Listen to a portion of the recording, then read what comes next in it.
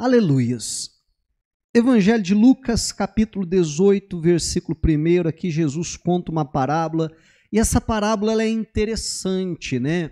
Porque é uma das poucas parábolas aonde antes mesmo de contar a parábola, a Bíblia vai trazer para nós qual que é a aplicação daquilo.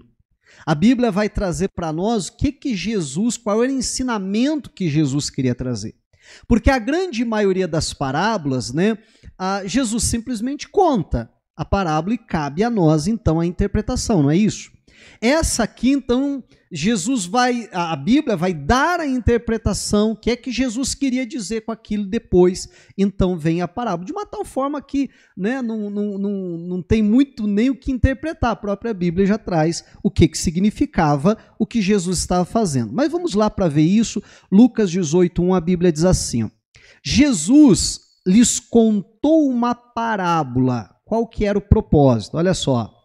Para mostrar que deviam orar sempre e nunca desanimar. Amém? Então, daqui a pouco a gente vai ler, vai ver a parábola, mas antes da parábola começar, a Bíblia vai dizer, o propósito de Jesus ter contado essa parábola é esse, né? Para nos ensinar, para nos mostrar o dever que cabe a todo cristão de orar sempre no sentido de nós orarmos a respeito, sabe, de todas as coisas.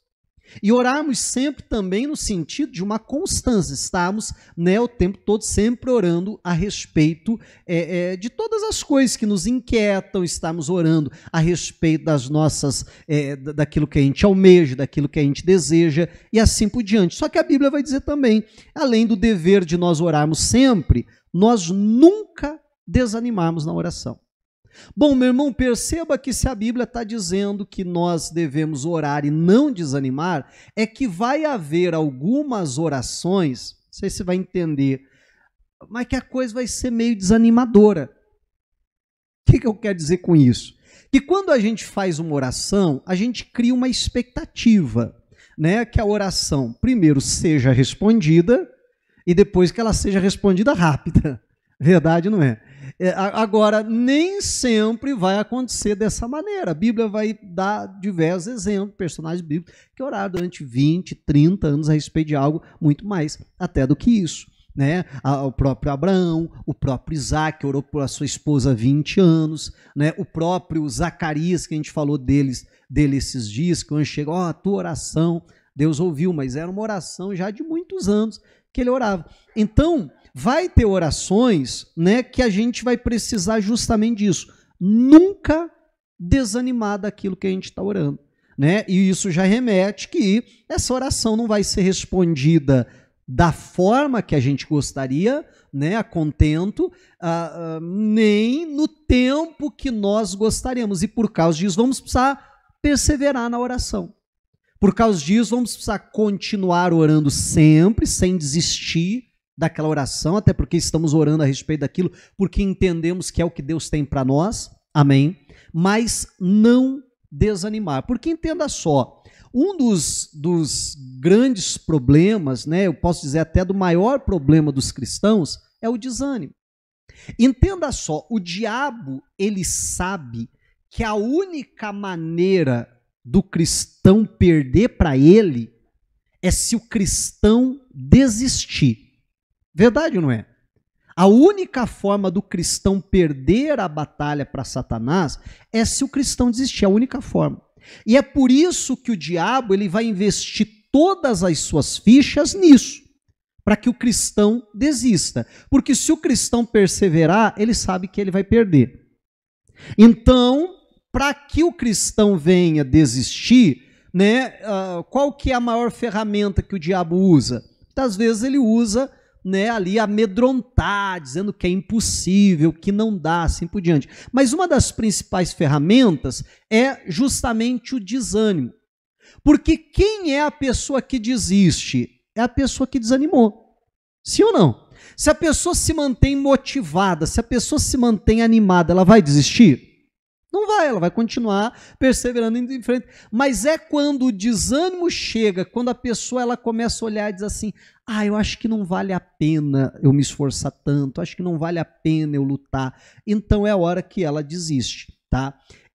Bom, repito, daqui a pouco a gente vai ver a parábola, né? Mas eu já gostaria de focar nisso, na intenção que Jesus tem ao contar essa parábola. Nos chamar a atenção desse dever de orar sempre sem desanimar. E aí nós já vamos voltar para esse texto, eu gostaria que você até marcasse aí, se você está acompanhando com a Bíblia, para facilitar, que daqui a pouco a gente vai voltar para aí, mas que a gente vá primeiro para a segunda epístola aos Coríntios, capítulo 4 e versículo 16. Porque se a Bíblia manda nós orarmos sempre, nunca desanimados. Já prestou atenção que a Bíblia não diz apenas para a gente não desanimar, mas diz para a gente nunca desanimar. Não importa a circunstância, não importa, né, a luta, seja o que for, nós não podemos animar. E aqui Paulo, inspirado pelo Espírito de Deus, ele vai declarar o seguinte, 2 Coríntios 4,16. Por isso, o que a gente? Não desanimamos. Por isso que, se você pegar os versículos anteriores, você vai ver que Paulo vem construindo a ideia, e aqui ele fecha o raciocínio, mas em seguida ele vai trabalhar melhor essa ideia. Por isso que eu não vou ler os versículos anteriores, vou só pegar a continuação, né? Mas o que ele vem trabalhando nos versículos anteriores são as lutas, são as perseguições, são as batalhas que eles vão enfrentando, mas que isso produz na vida do cristão um amadurecimento, se aproximar de Deus, buscar mais ao Senhor. Amém? E aí que ele vai dizer, é por isso que nós não desanimamos. Porque as lutas, os problemas, eles vêm para nos desanimar. Mas por que não desanimamos? Porque em vez de focar no problema, nós vamos focar naquilo que esse problema está nos trazendo. E aí eu quis ver os próximos versículos que ele fala de uma maneira mais resumida. Olha só, por isso não desanimamos. Por isso o quê? Aí ele vai dizer assim, pelo contrário, o que é o contrário de desanimar? É se animar, não é verdade? É estar mais motivado ainda. Então essas coisas não só nos impedem de desanimarmos, mas pelo contrário, elas vão nos animar, nos motivar. Por isso não desanimamos, pelo contrário. Olha só, mesmo que o nosso ser exterior se desgaste, o nosso ser interior se renova dia a dia. E aí vamos lembrar que ele está falando no contexto de lutas, de batalhas, de privações. E ele diz, ainda que todas essas coisas venham gerar em nós um certo desgaste. Um desgaste emocional, um desgaste físico, sim ou não? Né? Todas as batalhas, as lutas que a gente vai enfrentando, mas ele diz, mas ainda que o nosso ser exterior vá se corrompendo, vá, né, enfraquecendo, vai diminuindo, ele diz em contrapartida, e é isso que precisa acontecer, o nosso ser interior, o nosso espírito, ele vai se fortalecendo, ele vai se renovando dia após dia.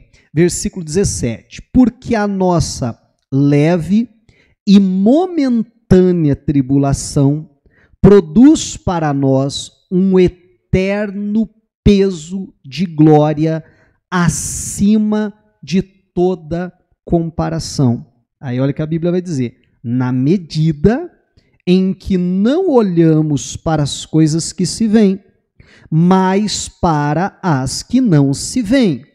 Porque as que se veem são temporais, são passageiras, mas as que não se veem são eternas. Esse é o motivo que a Bíblia está dando para nós para não desanimarmos. Então, olha só, né?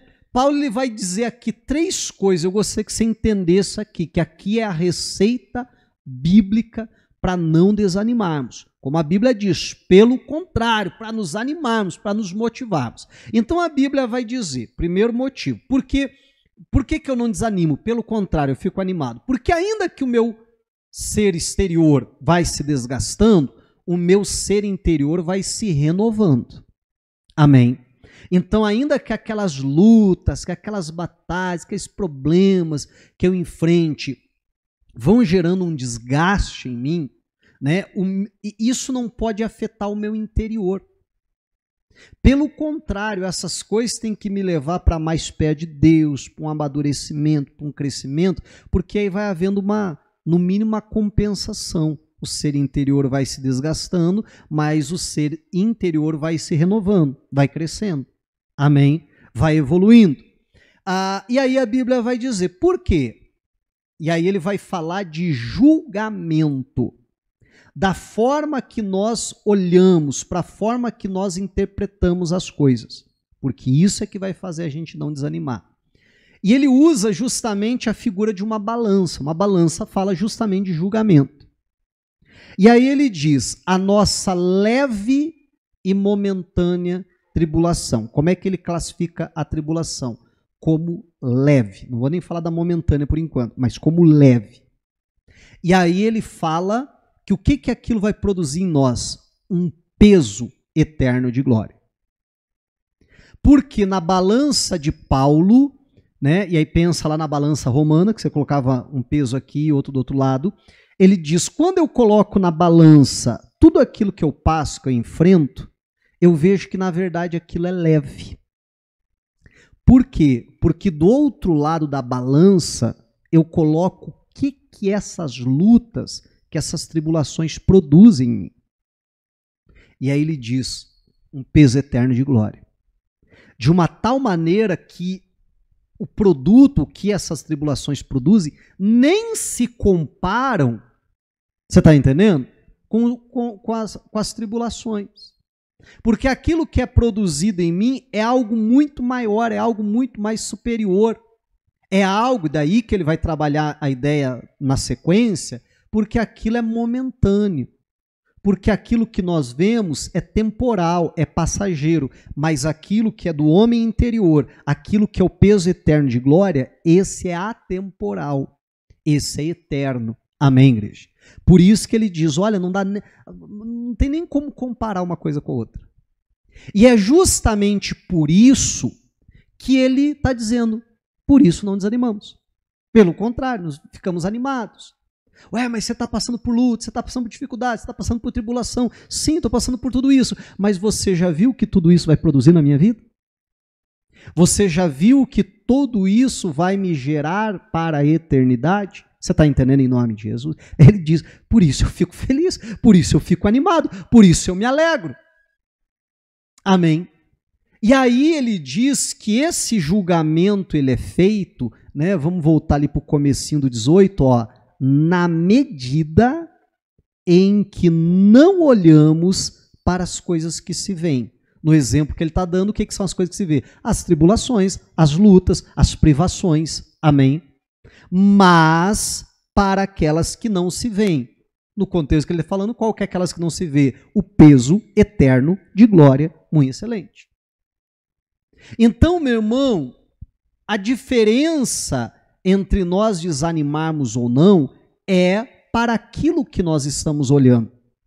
Se nós estamos olhando para a luta, pastor, mas é difícil, né, pastor? Não é fácil, não. Esse negócio é muito complicado. Não dá. Então nós começamos a fazer o quê? Desanimamos. Você está entendendo?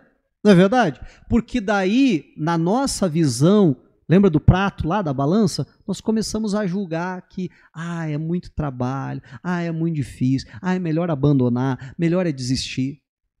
Mas se nós deixamos de dar atenção a essas coisas e olhamos para as coisas que não se veem, olhamos para a recompensa, para o galardão, para aquilo que essas coisas vão produzir em mim, e estão produzindo em mim, amém, igreja? Então, aí a minha balança vai ficar igual do Paulo lá, né? Eu considero a tribulação leve e momentânea, perto do peso eterno de glória. E aí eu não vou desanimar. E aí vamos tentar aplicar tudo isso que a gente falou até agora lá para aquilo que Jesus estava falando, sobre o dever de orar sempre e nunca desfalecer. Às vezes a pessoa diz, pastor, mas já faz 5 anos que eu estou orando por algo, mas já faz 10 anos que eu estou orando por algo, pastor, já faz 20 anos que eu estou orando por algo, e até agora, pastor, aquilo ainda não aconteceu. Aí o problema é que a pessoa fica focando no que é visível, né? Nas coisas que se veem. Aquilo que eu quero ainda não aconteceu. Tá bom, pode até ser que aquilo que você queira ainda não aconteceu. Mas você já parou para pensar esses 5, 10, 20 anos que você vem orando por algo, o que isso já não produziu na tua vida? Você está entendendo em nome de Jesus? A comunhão, a intimidade que isso gerou, né? Talvez até outras coisas, outros milagres que aconteceram, fruto de oração até, né? Mas que você estava orando por algo e Deus veio até fez outras coisas na sua vida. O problema é que às vezes a gente foca naquilo ali, entende? Na tribulação, na dificuldade. Mas ainda não aconteceu. Mas ainda não aconteceu. Pois é, talvez aquilo que você está orando não aconteceu, mas olha tanta coisa que já aconteceu. Mas olha o peso eterno de glória, eu vou chamar assim como Paulo, que isso já produziu na sua vida. Como eu dizia, comunhão, intimidade com Deus e assim por diante. Esse é o motivo de não desanimarmos na oração. Né? Esse é o motivo de perseverarmos, porque daí eu vou olhar para aquilo e eu vou dizer, olha, eu ainda não alcancei, eu ainda não recebi aquilo que eu tanto tenho pedido para Deus, mas ao longo desse tempo Deus me capacitou, Deus me preparou, né? E eu então estou muito mais perto de receber esse milagre do que quando eu comecei a orar lá atrás. Aí você vai até olhar para trás e você vai dizer assim, ainda bem que Deus não me deu naquela época, eu não tinha capacidade, eu não tinha maturidade, eu não estava preparado para aquilo. Verdade, não é? Então, que em nome de Jesus Cristo, a gente possa entender essa verdade. Vamos voltar lá para onde a gente estava, Lucas 18, para ver a parábola. Bom, vamos ler novamente o versículo 1. Jesus lhes contou uma parábola para mostrar que deviam orar sempre e nunca desanimar. E agora entendemos qual que é o segredo para nunca desanimar. Em vez de olhar no que não alcançamos, no que não temos, nas coisas que se veem, devemos olhar para aquelas que não se veem, aquelas que são eternas. Aí Jesus começa a parábola dizendo, em certa cidade havia um juiz que não temia a Deus, nem respeitava ninguém. Havia também naquela mesma cidade uma viúva que sempre o procurava, dizendo, julgue a minha causa contra o meu adversário. Por algum tempo, ele não a quis atender, mas depois pensou assim, é bem verdade que eu não temo a Deus, nem respeito ninguém. Porém, como essa viúva fica me incomodando, vou julgar a sua causa, para não acontecer que por fim venha a molestar-me. Né? Ele diz assim, não, vou julgar logo esse negócio, para essa mulher me dar paz, não é isso? Para essa mulher parar de me incomodar. 6. Então o Senhor disse, ouçam bem o que diz esse juiz iníquo. Será que Deus não fará justiça aos seus escolhidos, que a ele clamam dia e noite, embora pareça demorado em defendê-los? Digo a vocês que o quê? Que o quê? Depressa lhes fará justiça. Amém? Olha só, então Jesus conta essa palavra e vai dizer assim, vocês ouviram o que o juiz iníquo falou? E aí o Senhor vai, né, chamar a nossa atenção para orarmos sempre e não desanimarmos por conta desse fato. Porque ele diz, se o juiz iníquo agiu assim, porque aquela mulher perseverou, porque aquela mulher não desistiu, porque aquela mulher não desanimou, independente das suas chances, independente do cenário contrário que se apresentava diante dela, se ela, por não desanimar, conseguiu que o juiz fizesse justiça em seu favor, aí Jesus vai dizer, quanto mais, se o juiz iníquo já fez isso, quanto mais o juiz que é justo. Quanto mais Deus, que a Bíblia diversas vezes vai chamar o juiz de toda a terra. Amém? A Bíblia vai dizer quanto mais ele, ainda que possa parecer que está demorando. Né? Ainda que possa parecer que não está acontecendo. Mas eu queria que acontecesse antes, por que está demorando tanto? A Bíblia, ainda que pareça, mas ele fará justiça depressa. Amém. E aí chega o finalzinho do 8, que é aqui que eu queria chegar para a gente concluir aqui o raciocínio. Olha só. Finalzinho do 8. Contudo, quando o Filho do Homem vier, será que ainda encontrará fé sobre a terra? E aqui eu penso que a gente pode fazer no mínimo duas interpretações. Primeiro, uma interpretação mais literal, né? Porque Jesus diz, quando o Filho do Homem, e ele se referia a ele mesmo dessa forma, quando o Filho do Homem vier à terra, encontrará fé na terra? Quer dizer, quando o Senhor Jesus vier a segunda vez, voltar para buscar a sua igreja, será que ele vai encontrar fé na terra? Né? Eu penso que essa é a interpretação mais literal. Agora, se a gente pegar o contexto da parábola, né, me parece que o que Jesus está dizendo é o seguinte, olha, talvez você está achando que está demorando, talvez você está achando que está sendo tardio para o Senhor fazer justiça, mas vem cá, no momento que ele bater o martelo, no momento que ele for fazer justiça, está entendendo? Aí Jesus está perguntando, ele vai encontrar você na fé? Ou você já vai ter desanimado? Ou você já vai ter desistido? Ou você já vai ter perdido a fé?